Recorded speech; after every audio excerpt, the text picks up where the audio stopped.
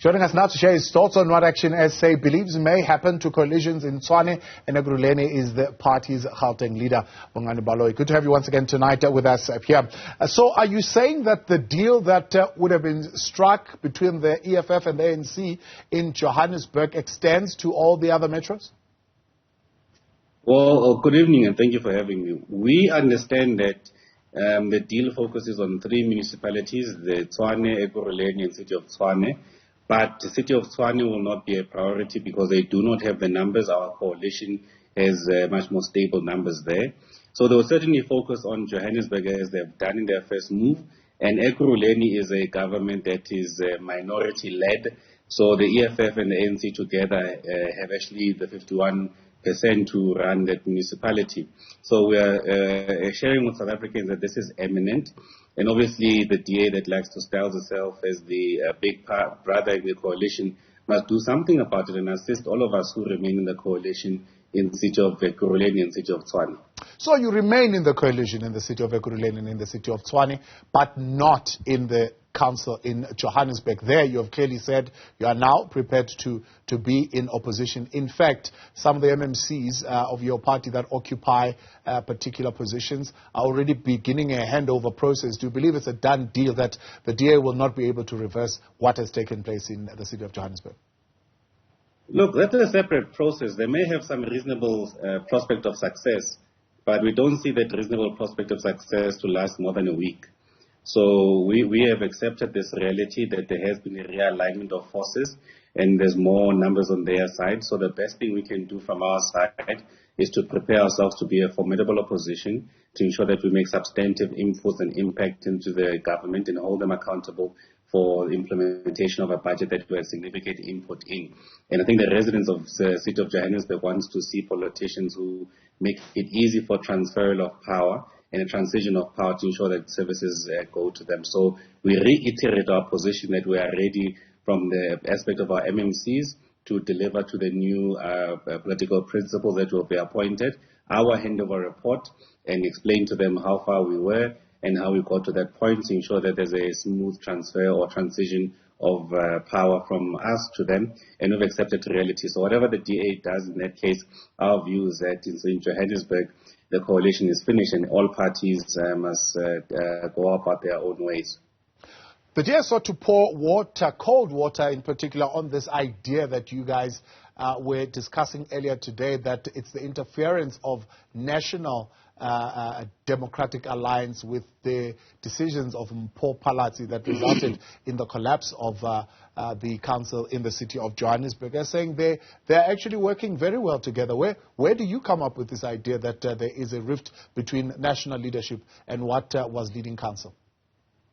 Well, it's certainly a blue lie. When there was the vote of the election of the speaker, the DA in council requested for a caucus meeting.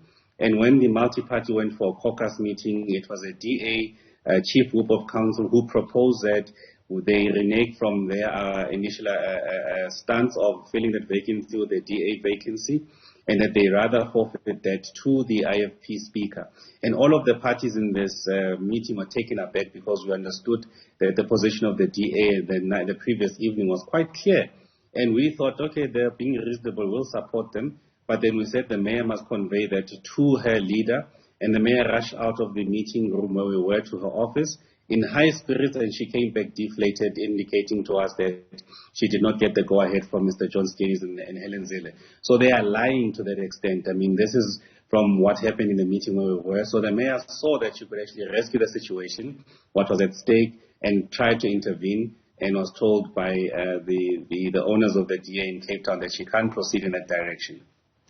Cooling off period from the Democratic Alliance. Explain that.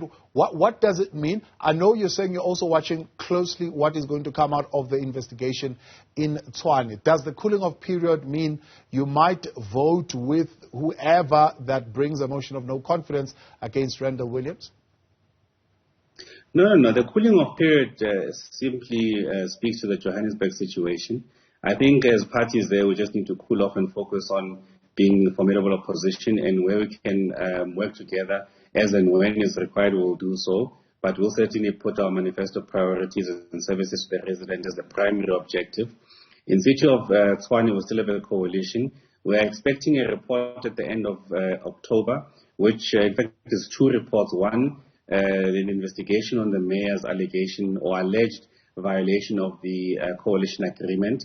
And secondly, it's on the legality, forensic audit that looks at the legality of what the mayor was trying to do. So we are awaiting those two reports, and at that point we'll be able to take a view what we are going to do. We're still a coalition member in Ekurhuleni.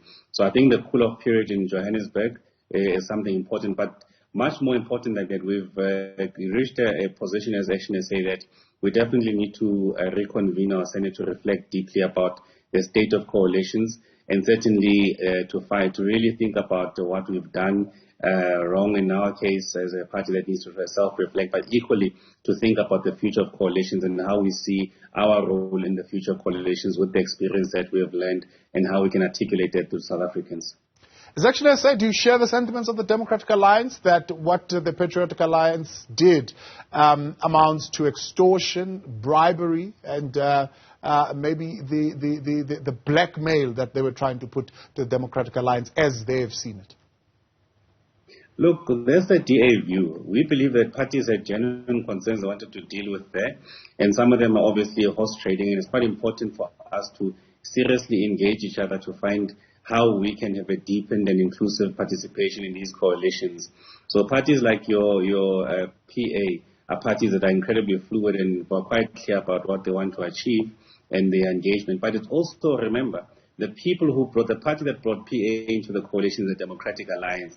And they were also advised against that, but they felt that in their wisdom that that's the best move to do. And now look what has happened after they brought them into the house, and now they want to persuade us after we warned them that this is a bad move, and now they want us to join their club in bashing the PA when they knew very well what they were getting into. When is the next meeting? Have you met with the Democratic Alliance as a coalition and the other partners, and what's the conversation? We have a meeting tonight, this evening at 9 o'clock, a coalition, a national management group, with all the leaders of the parties to ventilate some of the issues. But we'll certainly make our our contribution there insofar as the matters pertaining that. But it's also important for us as ActionSA to clarify to the nation our position and how we understand to have gotten to this stage and what are the factors that influence the DA to lose the mayoral seat in City of Johannesburg.